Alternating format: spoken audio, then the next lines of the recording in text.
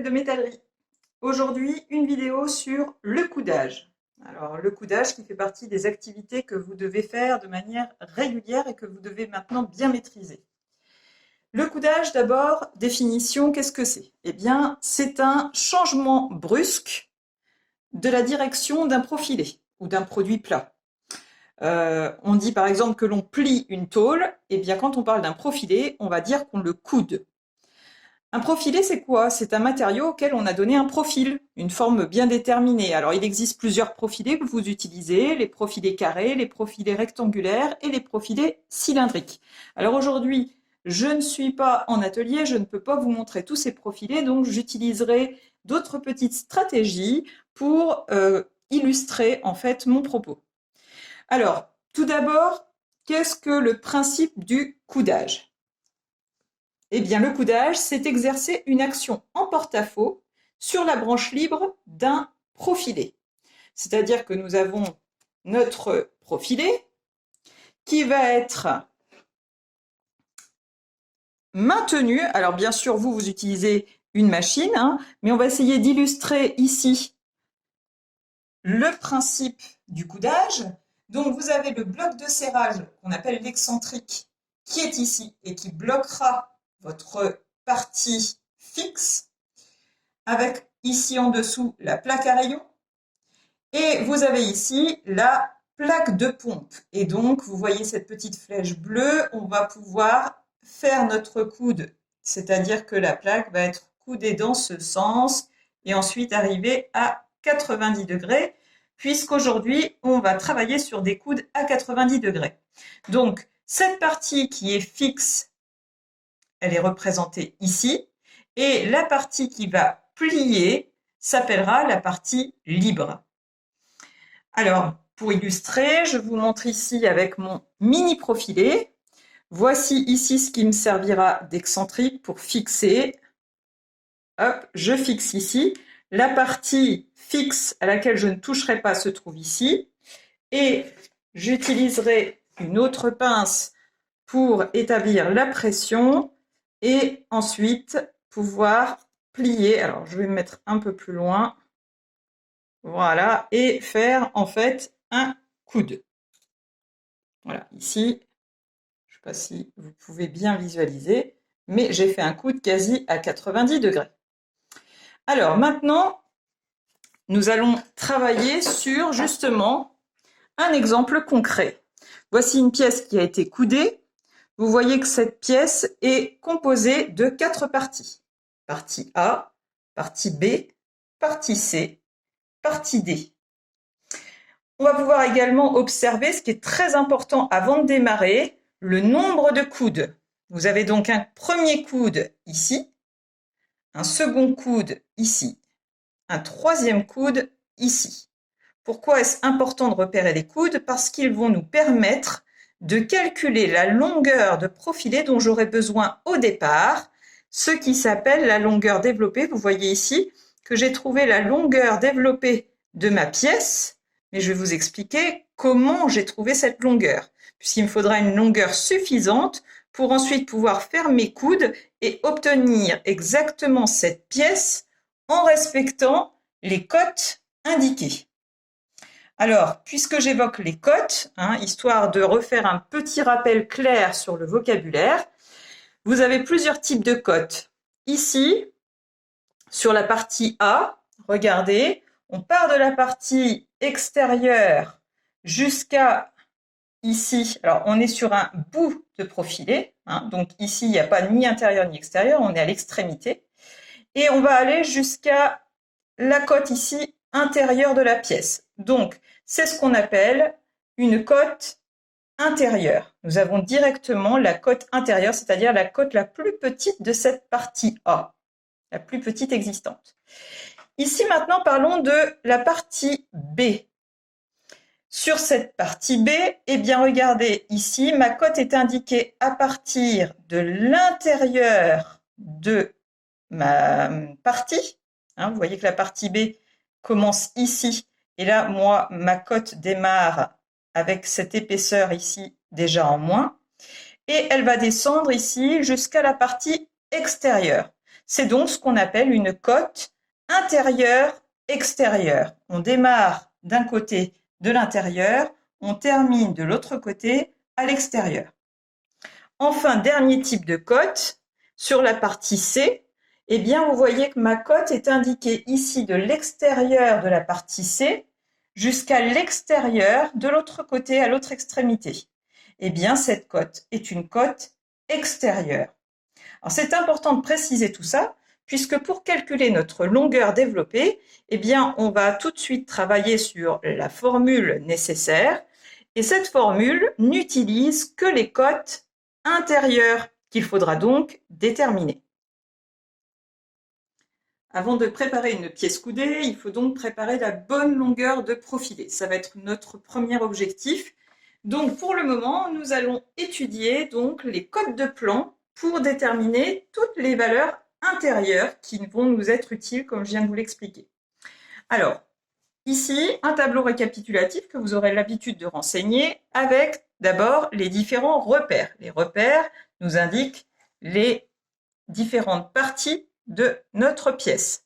Donc ici, premier repère, repère A.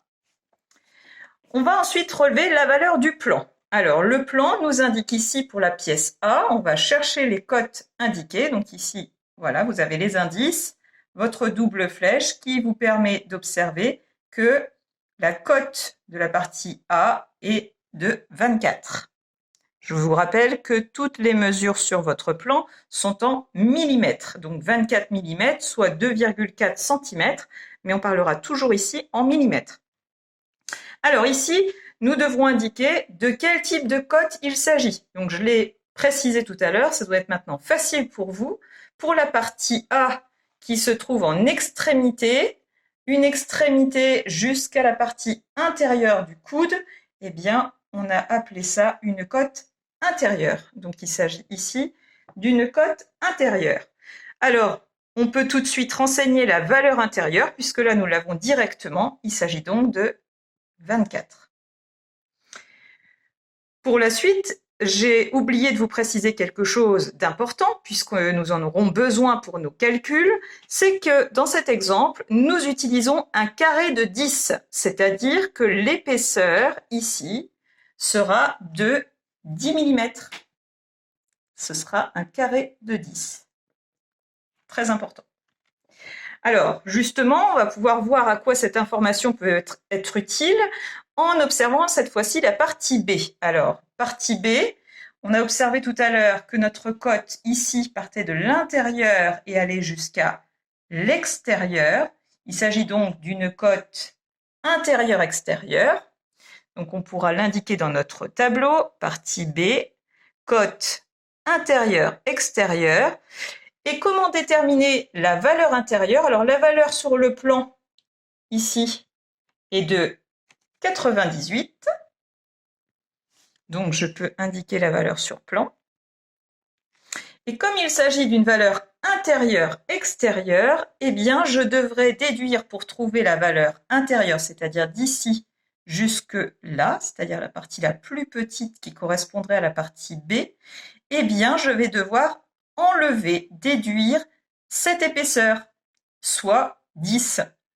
Donc, pour trouver une cote intérieure à partir d'une cote intérieure-extérieure, il suffit de déduire une épaisseur. Donc ici, 98 moins 10, 88. Passons maintenant à la partie C. Partie C, dont la cote indiquée part de l'extérieur et arrive jusqu'à l'extérieur.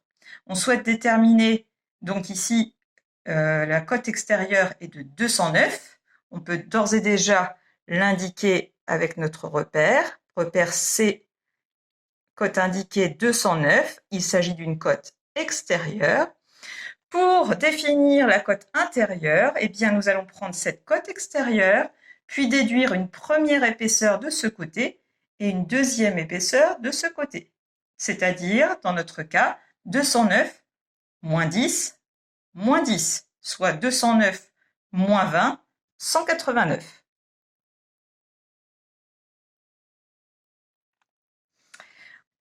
On arrive maintenant à la partie D. Alors la partie D qui se trouve en extrémité de pièce comme la partie A, mais attention, méfiance. Ici, si l'on observe bien, à la différence de la partie A qui partait de l'extrémité jusqu'à la côte intérieure, ce qui nous donnait une côte intérieure, ici, eh bien, l'on part de l'extérieur de la pièce jusqu'à l'extrémité. Il s'agit donc d'une côte intérieure-extérieure. Donc, comme tout à l'heure pour la côte intérieure-extérieure de la partie B, eh bien, on va partir d'ici et déduire l'épaisseur qui se trouve ici pour trouver la côte intérieure, soit 46 moins 10, ce qui fera 36. Alors, on va pouvoir reporter ça ici. Partie D, valeur du plan 46, comme vous le voyez.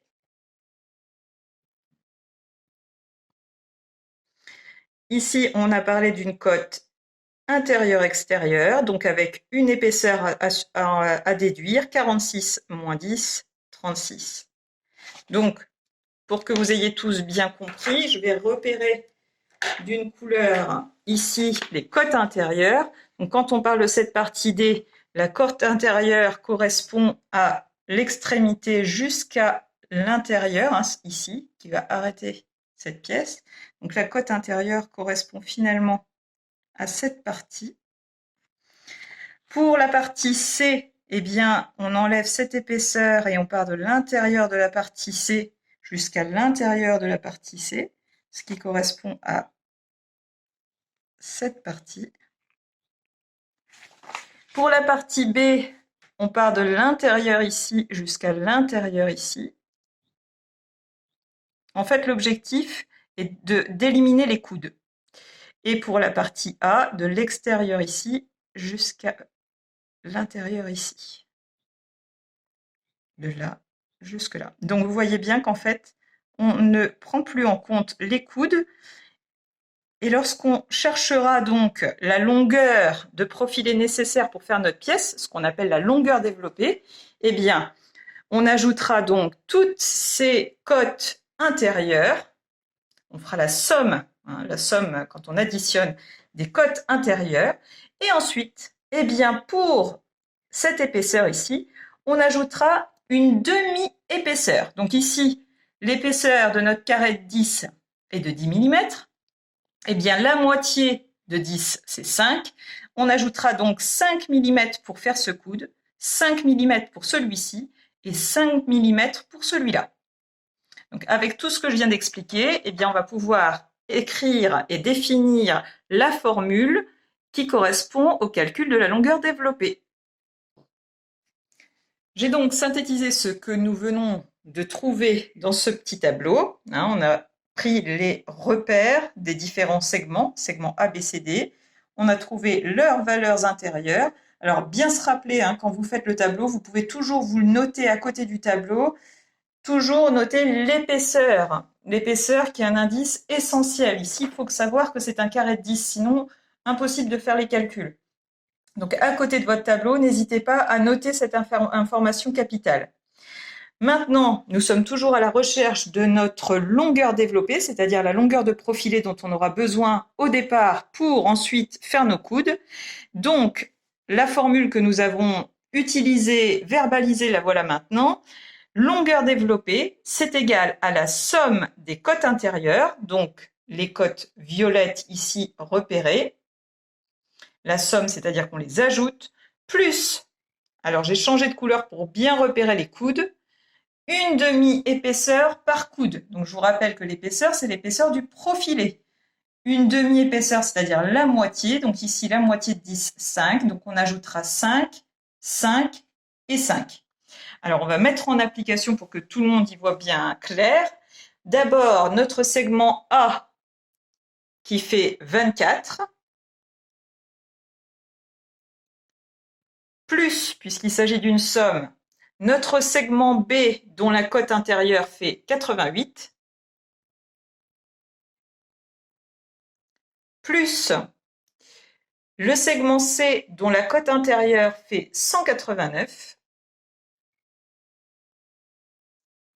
plus le segment D dont la cote intérieure fait 36. plus on passe à la longueur nécessaire pour nos coudes. Ici, 3 coudes, c'est-à-dire 3 fois une demi-épaisseur, 10 divisé par 2, 5. Donc, nous aurons 15 mm pour les coudes. On obtient donc une longueur développée totale de 352 mm. Alors, en atelier, on irait débiter notre carré de 10, notre profilé à 352 mm.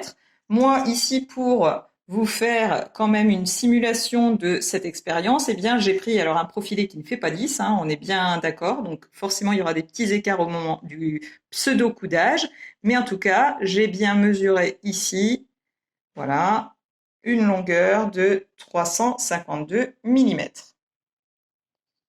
Voilà. Bon, difficile de faire la netteté, mais vous me faites confiance.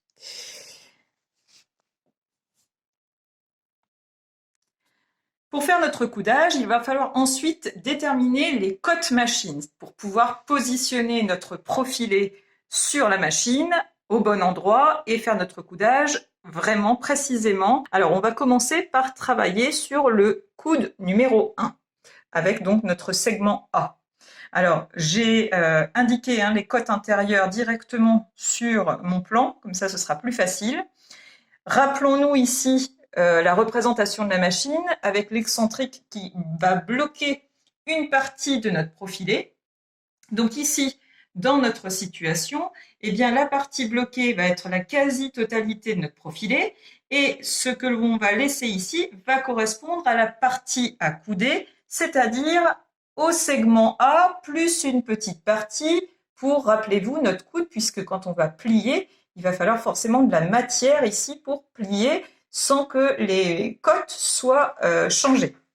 Alors, voilà, rappelez-vous ma longueur développée. J'ai indiqué ma longueur développée ici pour mémoire, 352 mm. Et voici ici la représentation de la situation avec la quasi-totalité de notre profilé et cette partie A. Alors, la formule va être très simple. D'abord, la définition, la cote de coudage en partie libre, c'est la cote intérieure de la partie libre plus une demi-épaisseur. Donc, si je l'écris ici, la cote machine, eh bien, la cote machine qu'on va appeler 1 pour le coude 1, de la partie libre, rappelez-vous qu'il y a une partie libre, une partie fixe, on va déterminer les deux cotes machines, eh bien, la cote machine 1 de la partie libre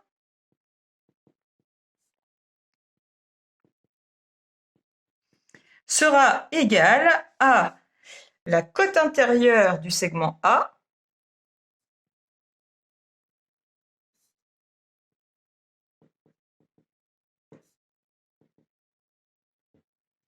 plus une demi-épaisseur.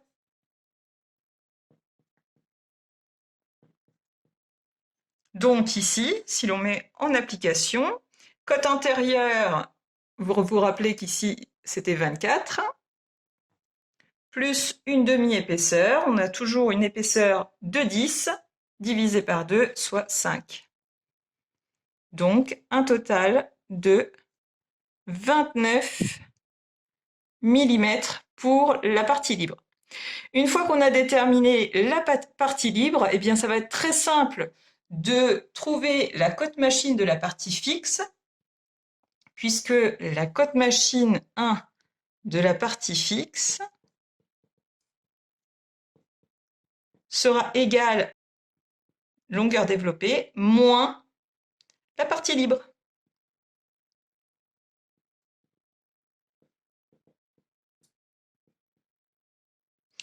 Soit 352 moins 29, donc 323 mm. Donc quand je positionnerai mon profilé, je n'aurai plus qu'à mesurer soit l'un soit l'autre, peu importe. C'est-à-dire qu'ici, je pourrais mesurer mes 323 mm, positionner ensuite ici dans ma machine l'excentrique de façon à ce qu'il vienne serrer à 353 mm et ensuite 323 mm, pardon. Et ensuite, eh bien, je n'aurai plus qu'à appuyer et utiliser la plaque de pompe de façon à ce que l'on puisse faire notre coude qui viendra se rabattre ici à 90 degrés. Donc, pour illustrer, alors bien sûr, ça reste tout à fait du fait maison. Ce sera jamais aussi précis qu'avec une machine, mais ici, je n'aurai plus qu'à voilà, faire mon angle à 90 degrés.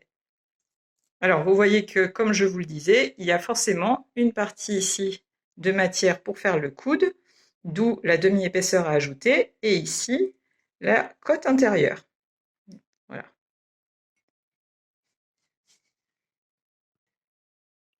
Alors maintenant, pour le coude numéro 2, celui-ci, donc le coude numéro 1 a été effectué. On se retrouve donc dans cette situation avec le reste de notre profilé et le coude 1 déjà effectué. Donc pour vous repérer, ici on retrouve, donc on avait mesuré les 29 de la partie de la cotte machine libre, donc avec les 24 de la cotte intérieure plus les 5 pour le coude. Il nous reste donc 323 mm ici en cotte intérieure. Donc, je positionne ce reste de profilé puisque je vais devoir faire mon deuxième coude. Alors, attention ici parce qu'on peut utiliser dans la partie libre, vous avez toujours ici partie libre, partie fixe, comme indiqué ici, partie libre, partie fixe. Mais sur notre partie libre, il faut juste se méfier parce qu'on peut donner soit CM2, cotte machine 2, libre, ici intérieur, soit cotte machine 2, libre, extérieur en allant jusqu'ici. Bon, c'est un détail, mais il faut bien faire attention parce qu'on aura forcément 10 mm d'écart. Donc moi, je vous suggère de travailler avec la cotte intérieure puisque ça y est, on s'est déjà occupé du segment A, on ne va s'occuper que du segment B. Donc rappelez-vous le segment B dont la cotte intérieure était de 88, eh bien, même chose, c'est-à-dire que je vais m'arrêter à ce niveau. Il me faudra donc les 88 de ma cotte intérieure plus 5 mm de matière pour faire le coude.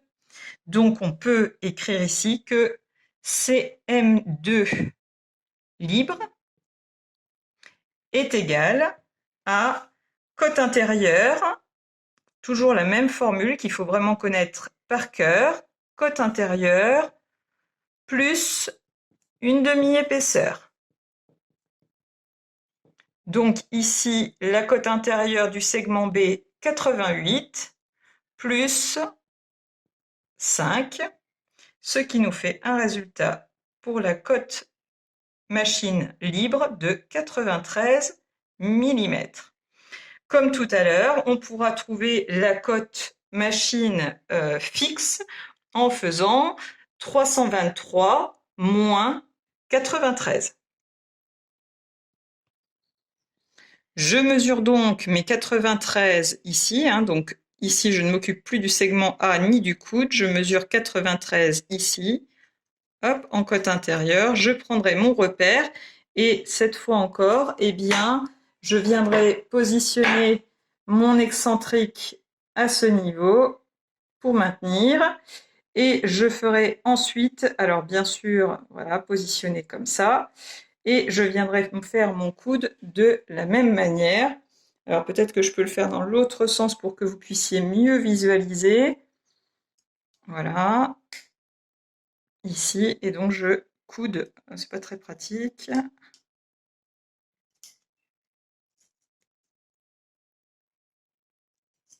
Voilà, donc à 90. Donc voilà mon coude numéro 2 qui est effectué. On peut regarder sur notre... Voilà, on est ici bien parti avec une première position, ici un premier coude. Alors bien sûr, on n'est pas 90 degrés parce que là, c'est vraiment beaucoup moins bien qu'à la machine. Il va nous rester à effectuer le dernier coude ici, le coude numéro 3, pour redresser cette partie. Nous arrivons sur la fin du travail avec le dernier coude, le coude 3. Alors ici, le plus pratique, après avoir déjà fait un premier coude puis un second coude, eh bien, ce sera de mettre la partie déjà coudée sur la partie fixe ici et de couder en fait le dernier segment, la partie D, à ce niveau. Alors, pour positionner, là encore, il nous faudra connaître les cotes machines.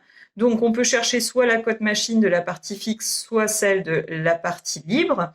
Pour la cote machine de la partie fixe, eh bien, c'est très simple. La partie fixe, vous voyez qu'ici, on part du coude déjà effectué ici. Donc, on connaît bien notre cote intérieure de 189. Donc, d'ici, de l'intérieur, ici, jusqu'à là, eh bien, nous aurons exactement CM3 fixe. Donc, on parle de la cote intérieure en partant d'ici, qui sera égale à la cote intérieure, c'est-à-dire directement 189. Ou bien, si on préfère mesurer directement de l'extérieur ici de notre pièce, jusque là, eh bien, tout simplement, CM3 fixe, cette fois-ci, qu'on pourrait appeler extérieur, hein, ici j'aurais pu préciser intérieur, eh bien, ce sera la cote, cette fois-ci, intérieur-extérieur, c'est-à-dire qu'il faudra rajouter les 10 mm d'épaisseur, soit 189 plus 10 égale 199 mm. Donc, quand je vais positionner dans ma machine mon profilé, je placerai bien mes deux coudes ici et je n'aurai plus qu'à mesurer soit en cote extérieure 199, soit en cote intérieure 189. Sinon, à mon avis, plus simple, eh bien, je vais utiliser cette fois-ci la cote machine, mais de la partie libre. Et donc, la cote machine de la partie libre, eh bien, vous savez maintenant comment la faire. Il suffit de prendre la cote intérieure du segment D, soit donc cote intérieure du segment D, soit 36, plus une demi-épaisseur. Donc ici, 36 plus 5, soit 41 mm. Donc si j'illustre ce que je viens de raconter, je reprends donc ici mon profilé. Je place mes deux coudes ici sur la partie qui sera fixe. Donc, j'amène ici mon excentrique pour la partie fixe. Je mesurerai soit ici avec ma cote fixe intérieure 189 mm, 189 mm ici, ou bien la partie libre ici avec ma cote machine libre ici de 41 mm. Et vous voyez que ça correspond tout à fait. Donc ici, je positionne mon excentrique. Alors bien sûr, hein, si on était en atelier, il faudrait d'abord marquer ici sur notre profilé pour positionner sur la machine sans bouger, hein, parce que là, bien sûr, il y a des erreurs de mesure. Et ici, eh bien, je vais pouvoir plier